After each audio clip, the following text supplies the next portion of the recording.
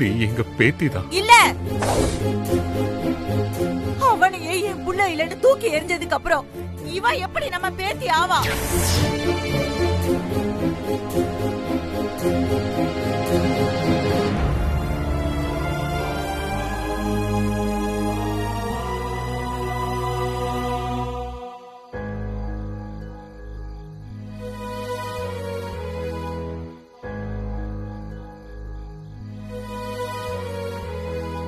ஆதிரா,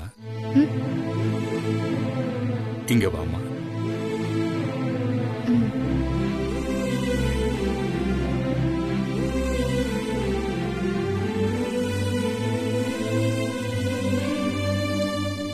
உட்காருமா. மேல உட்காருமா. பரவாயில்ல தாத்தா. சொல்லுங்க தாத்தா. சாரதா பேசுனது நினைச்சு நீ வருத்தப்படாதம்மா. நீ என் பேத்திங்கிறது நிஜம். நீ இந்த வீட்டு வாரிசுங்கிறதும் நிஜம். யாரு என்ன சொன்னாலும் கண்டிப்பா நான் உன்னை விட்டு கொடுக்கவே மாட்டேன். நீ எதுக்கும் கவலைப்படாத.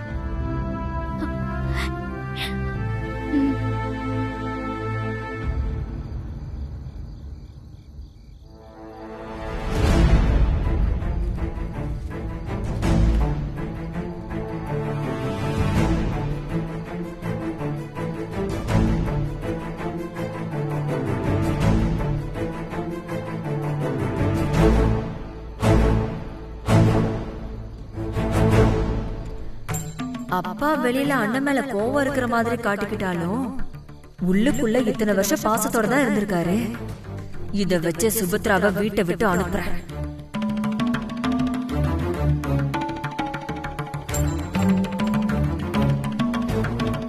அப்பா,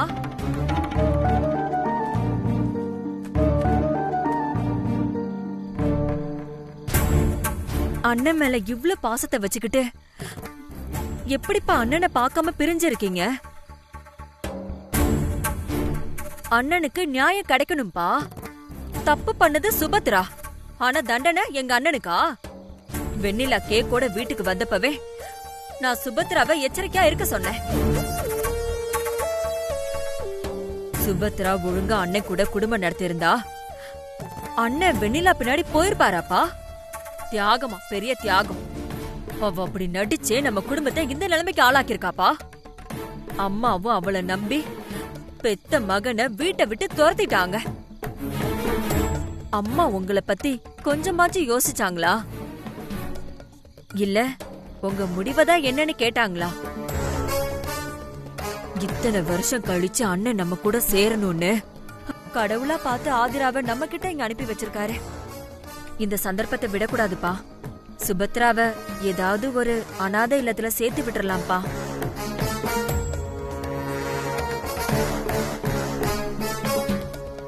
ஆதிராவை அம்மா இப்ப வீட்டை விட்டு அனுப்பினாலும் அனுப்பிடுவாங்கப்பா. நம்ம அதுக்கு ஒத்துக்க கூடாதுப்பா.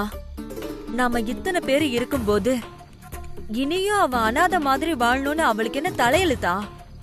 ஆதிரா நம்ம ரத்தம்பா.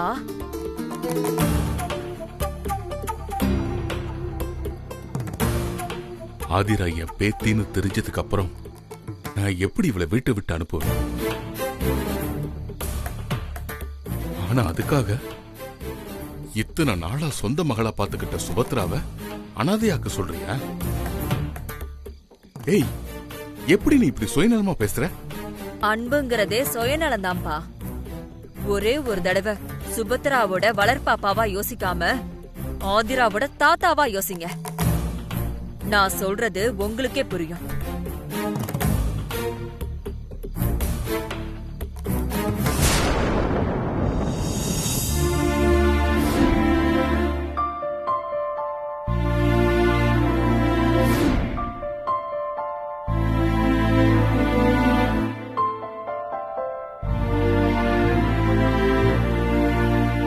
ஏமா இங்கேயே நின்னுட்டீங்க? உள்ள வாங்கம்மா.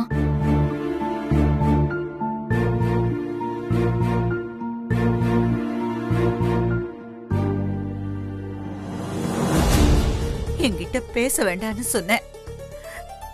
இந்த வீட்டை விட்டு வெளியில அனுப்புன. இன்னைக்கு நீ விஷம் தின்னு சாக கிடந்ததுக்கும் நான் தான் காரணம். அப்படி இருந்தும் என் மேல உனக்கு கோபம் வரவே இல்லையா சுபத்ரா? பிள்ளைங்க தப்பு பண்ண கண்டிக்கிறது அம்மாவோட பொறுப்பு. அதுக்காக அம்மா புள்ள உறவே இல்லாம போயிடாதுமா. பெத்த பிள்ளைங்களே ஆதரவு இல்லாம அம்மா அப்பாவை ரோட்ல விடுற காலம் இது சுபத்ரா. இருக்கலாமா, ஆனா எங்கேயோ ரோட்ல அனாதையா போக இருந்த என்ன சொந்த மகளா வச்சு பாத்துக்கிட்டது நீங்க தானேம்மா. உன்னால மட்டும்தான் இவ்ளோ கெட்டதுலயும் நல்லத பார்க்க முடியும் சுபத்ரா. உன் இடத்துல வேற யாரு இருந்தாலும் உன் மகனாலதான் என் வாழ்க்கை நாசமாச்சு. என் மேல தீராத பழி சுமத்தி வாழ்க்கை முழுக்க என்ன குற்றவாளியாக்கி இருப்பாங்க. அப்படியெல்லாம் இல்லம்மா, இதுல உங்க தப்பு என்ன சொல்லுங்க. அது சரி சுபத்ரா, ஆதரா நூடுல்ஸ்ல விஷம் கலந்திருக்குன்னு சொல்லியும் நீ ஏன் அதை சாப்பிட்ட? அதை சாப்பிட்டு நான் விஷம் கலக்கலன்னு நிரூபிக்கலனா அதுக்கப்புறம் நான் எதை சமைச்சாலும் ஆதிரா பயந்துட்டு சாப்பிட மாட்டான்னு நினைச்சேன். அது போக அவளை கொலை பண்ற அளவுக்கு அவ மேல எனக்கு என்னமா கோவம் இருக்கு.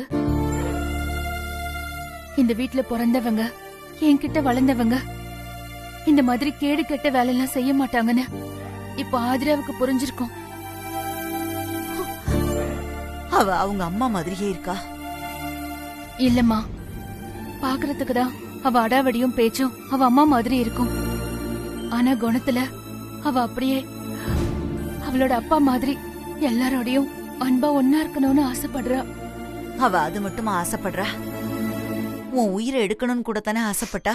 இல்லம்மா, அது ஏதோ தெரியாம பண்ணிட்டா.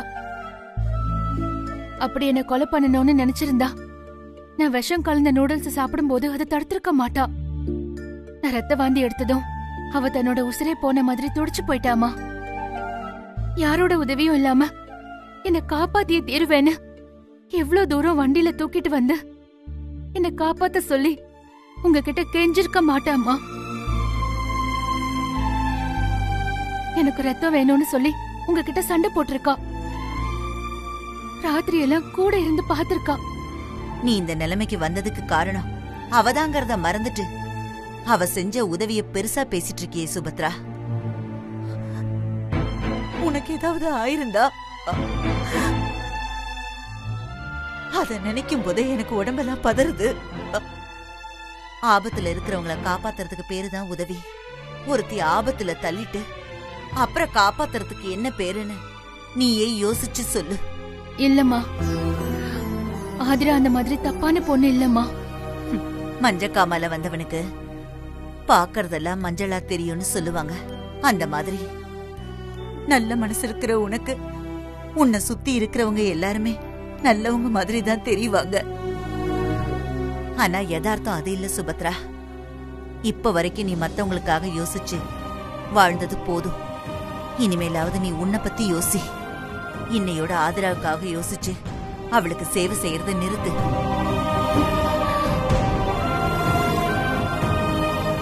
இத்தனை நாளா உன்னை என் பொண்ணாதான் நான் நடத்திக்கிட்டு இருக்கேன். அதே உரிமையில ஒரு அம்மாவா சொல்றேன். இனிமேலாவது உன் வாழ்க்கைய பாரு. எனக்கு நீ நல்லா இருக்கிறது தான் ரொம்ப முக்கியம். அந்த ஆதிரா எங்க இருக்கா என்ன பண்றாங்கிறது உனக்கு தேவையில்லாத விஷயம். அந்த பிள்ளைக்கு அப்பா இருக்காரு, அவர் பாத்துப்பாரு.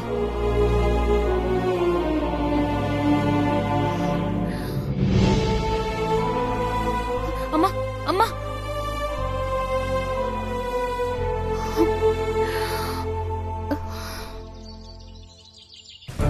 பள்ளிக்கூடத்துக்கு பக்கத்துல இருந்தா மட்டும் போதாது, சாப்பாடும் ரொம்ப நல்லா இருக்கணும். எல்லா வசதியும் இருக்கான்னு பார்த்து சொல்லுங்க, சரியா? சுத்தி மரம் செடி கொடிகள்லாம் இருக்கணும். அங்க இருக்கும்போது வெளியே ஒரு உலகம் இருக்குங்கிறத மறந்துட்டு நிம்மதியா இருக்கணும். வீட்டு ஞாபகமே வரக்கூடாது. இனிமே என் பொண்ணு அங்கதான் இருக்க போறா, பார்த்துட்டு சொல்லுங்க.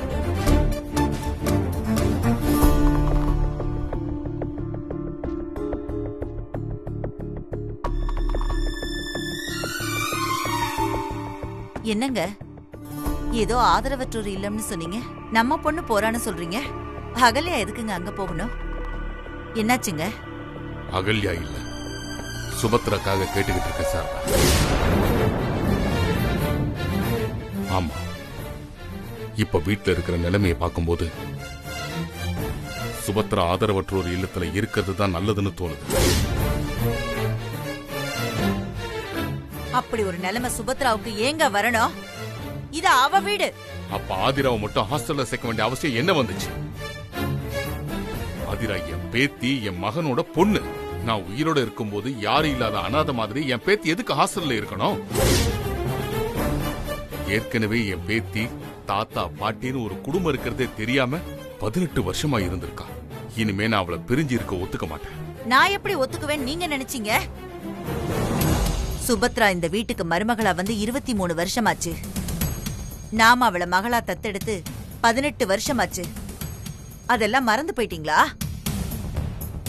இதுவரைக்கும் பெத்த மகளா நினைச்சு வாழ்ந்துகிட்டு இருந்த சுபத்ராவ வீட்டை விட்டு துரத்துற அளவுக்கு அப்படி எங்கிருந்து உங்களுக்கு புதுசா பேத்தி பாசம் வந்துருச்சு? அந்த ஆதிரா வீட்டுக்கு வர்றதுக்கு முன்னாடி வீடு எவ்வளவு நிம்மதியா இருந்துச்சு. நானும் அதைத்தான் சொல்றேன். இத்தனை வருஷமா நாம தான் சுபத்ராவை சொந்த பொண்ணு மாதிரி பாத்துக்கிட்டு இருக்கோம். இப்ப நிலைமை சரியில்லைன்னு கொஞ்ச நாள் தள்ளி வச்சு பாத்துக்க போறோம், அவ்வளவுதானே? கொஞ்சம் புரிஞ்சுக்க சாரதா. ஆனா ஆதிராவை நாம இதுவரைக்கும் நேர்ல கூட பார்த்தது இல்ல. இப்பதான் நாம அவ மேல பாசத்தை காட்டுறதுக்கு வாய்ப்பு கிடைச்சிருக்கு. இதுக்கு மேலேயாவது அவ நம்ம கூட இருக்கட்டும். அது மட்டும் இல்லாம அவ வயசு பொண்ணுமா, அவளை தனியா எங்க விட சொல்றேன்? சரி, நான் ஒன்னு கேக்குறேன், உண்மையை சொல்லு. உனக்கு மட்டும் மதிய அழகு மேல பாசம் இல்லையா என்ன?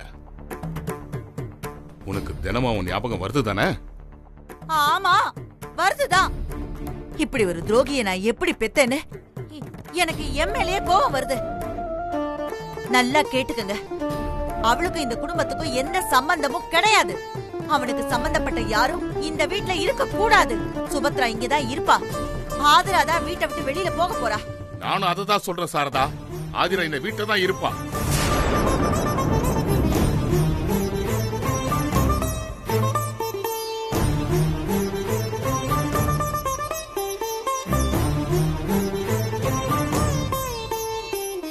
ஆதிரா, இவ சொல்றதுல நீ பெருசா எடுத்துக்காத. நீ இங்கதான் இருக்க போற. அதெல்லாம் முடியாதுங்க. இவ இங்க இருக்க கூடாது. முதல்ல வெளியில போ சொல்லுங்க. சாரதா, என்ன பேசுற? ஐயோ தாத்தா, நீங்க இருங்க, நானே பேசிக்கிறேன். எனக்காக நீங்க 2 பேரும் சண்டை போடாதீங்க. நான் தான் இந்த வீட்டுக்கு பாதியிலேயே வந்தேன், பாதியிலேயே போயிடுறேன். நான் வந்த நாள்ல இருந்து இந்த வீட்டுல யாருக்கும் மன நிம்மதியே இல்ல. சின்ன பிள்ளையா இருந்தாலும் புரிய வேண்டியதை சரியா புரிஞ்சுக்கிட்டேன். உனக்கு நான் ஹாஸ்டல் பார்த்து வச்சிருக்கேன். நாளைக்கு உன்னை அங்க கொண்டு போய் விடுவாங்க. நாளையில இருந்து நீ அங்கதான் இருக்கணும். சாரதா, உன் மனசு கல்லாயிடுச்சா என்ன? வயசுக்கு வந்த புள்ளைய ஈவு இருக்க இல்லாம வீட்டை விட்டு வெளியே போ சொல்ற? என் மனசு எப்பவோ கல்லாயிடுச்சு. சாரதா, நான் சொல்றத கேளு. ஐயோ தாத்தா, விடுங்க. என் அம்மா வெளியில சாகிறதுக்கு முன்னாடி சுபத்ரா பேரை சொல்லிட்டு செத்து போயிட்டாங்க. ஒருவேளை அவங்க சுபத்ராக்கு துரோகம் பண்ணிட்டோன்னு சொல்ல நினைச்சாங்களோ என்னவோ. நான் தான் அதை தப்பா புரிஞ்சுக்கிட்டேன். இல்ல, இவ்வளவு வருஷம் சுபத்ரா கஷ்டப்பட்டுட்டாங்க, இனி நீ அவங்கள நல்லா பாத்துக்கோன்னு கூட சொல்ல வந்திருக்கலாம். எது எப்படியோ சுபத்ரா அவங்க கூடவே வச்சுக்கிட்டு நல்லா பாத்துக்கோங்க. ஏற்கனவே எங்க அம்மாவால அவங்க வாழ்க்கை நாசமா போச்சு. இப்போ என்னால அவங்களுக்கு இந்த வீடும் இல்லாம போக வேண்டாம். அதிரா, அதிரா, அதிரா, நில்லுமா.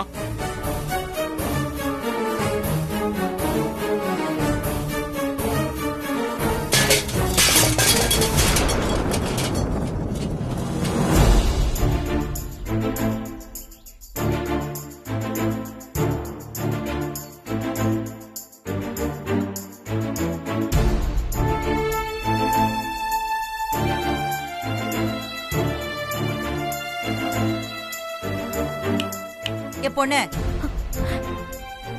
வாங்க.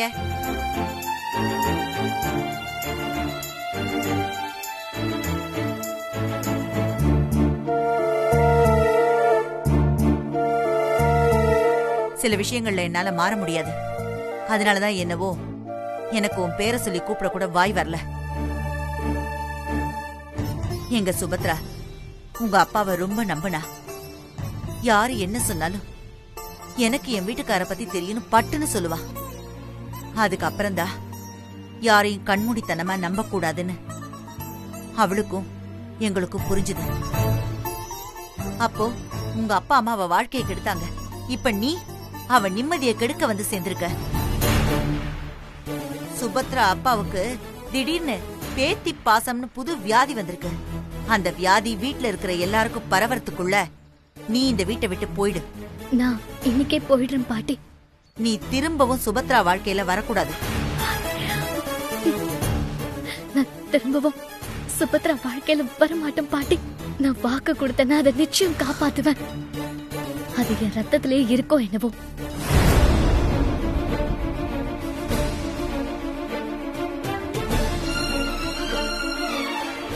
நல்லது.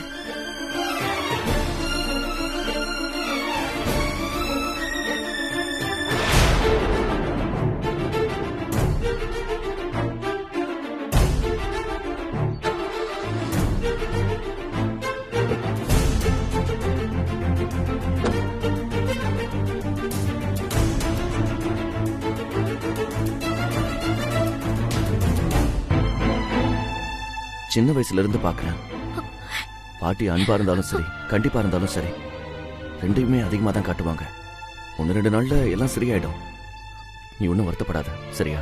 பாட்டி பேசினதுல அவங்களுக்கு சுபத்ரா மேல எவ்வளவு அன்பு இருக்குன்னு தெரிஞ்சதே தவிர என் மேல கோவம் இருக்கிற மாதிரி தெரியல. என்ன ஹாஸ்டல்ல சேர்த்து விட்டுறீங்களா? நான் இவ்வளவு தூரம் சொல்றேன், நீ கிளம்பணும்னு முடிவே பண்ணிட்டியா? நான் இல்லனா சுபத்ரா உங்க கூட சந்தோஷமா இருப்பாங்க. எனக்கு ஹாஸ்டல்ல இருந்து பழக்கம் இல்லதான். ஆனா இனிமேல் பழகிப்பேன். ஒன்னும் பிரச்சனை இல்ல. எப்படி ஆதிரா? முன்னெல்லாம் என் அம்மா அப்பாவை விட்டு என்னால இருக்கவே முடியாதுன்னு நினைச்சிருக்கேன். ஆனா இப்ப என் அம்மா அப்பா இல்லாம இருக்க பழகிக்கிட்டேன்ல. அதே மாதிரி ஹாஸ்டல்ல இருந்து பழகிப்பேன். நீங்க இருந்தா வீட்ல எல்லாருக்கும் பிரச்சனை வருதுன்னு தானே வெளியே போகணும்னு நினைக்கிறியா? அப்போ ஒரு காரியம் பண்ணு, எங்க வீட்ல இரு. இங்க நிலைமை சரியானதுக்கு அப்புறம் திரும்ப உனக்கு பிடிச்சா இங்க வரலாம். இல்லையா நீ கேட்ட மாதிரி உன்னை ஒரு ஹாஸ்டல்ல சேர்த்து விடுறேன்.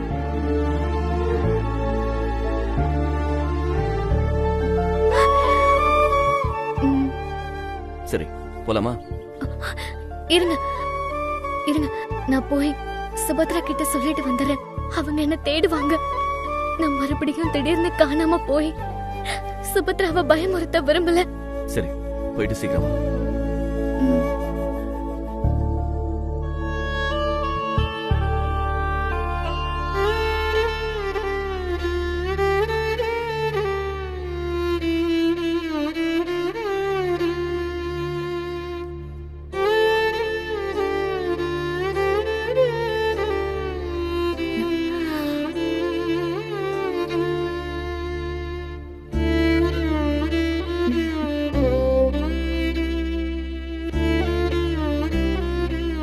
ஆதிரா, சாப்பிட்டியா? நான் கிளம்புறேன் சுபத்ரா. எங்க கிளம்புற? அத நான் சொல்றேம்மா. அப்போ உங்க அப்பா அம்மா அவ வாழ்க்கையை கெடுத்தாங்க. இப்ப நீ அவ நிம்மதியை கெடுக்க வந்து சேர்ந்திருக்க. நீ இந்த வீட்டை விட்டு போயிடு. நான் இன்னைக்கே போயிடுறேன் பாட்டி. நீ திரும்பவும் சுபத்ரா வாழ்க்கையில வரக்கூடாது.